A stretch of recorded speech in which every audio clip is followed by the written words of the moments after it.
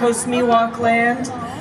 And my new slogan is, don't ask what's going to happen, we are what's going to happen. And I see you all out there and you are happening. And so that's what the Women's March was about 2 years ago. Trump won a minority victory because of so many things. Massive suppression of the voices and votes of people of color, misogyny, the failings of the mainstream press, and Silicon Valley's corrosive effects. It would have been easy at that point to say patriarchy had won, white supremacy had won, that the demonization and persecution of immigrants and refugees had won, that climate denial had won, that corporate capitalism and hyper-inequality had won. They would have won if we did nothing. But we did something. We did many things. We woke up, stood together, shouted out, organized, and got out the vote. We invigorated movements around immigrants and refugees' rights, around voting rights, around women's rights, around trans and queer and Muslim rights, around racial justice. 2 years ago, we marched in what turned out to be the single biggest protest in the history of this country, by far. There was never anything like it, and it wasn't all in the big cities that you heard about. It was in little towns in Alaska and Nebraska. So, what? We marched to be with each other in public, to be strong, to be fearless, to be civil society, to face history, to make our own destiny.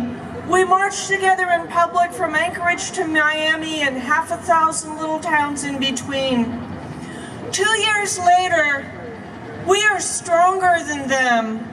And if we remember our power and our goals, if we love more than we hate, if we work more than we watch, we can win.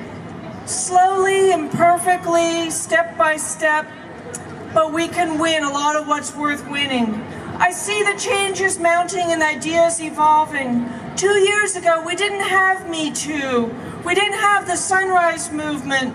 We didn't have that fantastic blue wave that didn't just take back the House, but made it a House in which at last Native American women govern, as they always should have, in which more young visionaries and people of color and women serve, in which we can advance ideas like the Green New Deal as reasonable, necessary, urgent.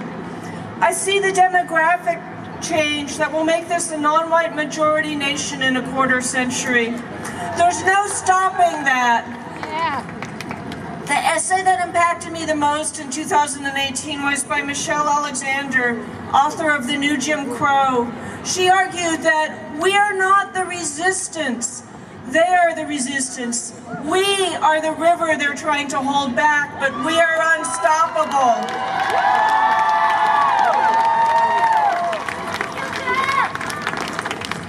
Climate scientists tell us we have 10 years to change everything about how we power our lives and treat our world, or else. I'm a climate activist and I'm a feminist, and those aren't separate things. Martin Luther King Jr., who would have been 90 this week and would have become a great environmentalist as part of his work here, had he not been assassinated, he once said, "All I'm saying is simply this, that all life is interrelated, that somehow we're caught in an inescapable network of mutuality, tied in a single garment of destiny. Whatever affects one directly, indirectly affects all." Feminism at its best, at the intersection, says that everyone has value, that everyone's rights matter. And environmentalism says that everything is connected, everything matters. You can't take any of the pieces out of the system because it's too elegant, too complex, too perfectly balanced a machine to try and tear it up and reinvent it.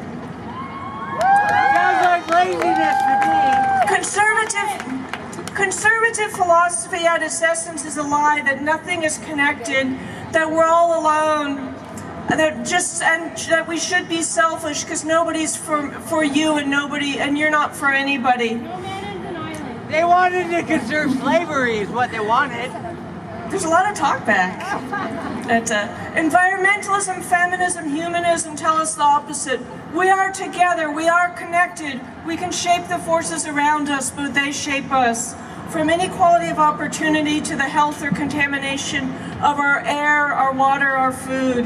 That the US is not separate from Central America. That the fate of our societies is not separate from the fate of our oceans and forests. That the carbon in the upper atmosphere shapes what happens here below. That we must remember the past to make the future. Let us wear that single garment of destiny King spoke of with pride.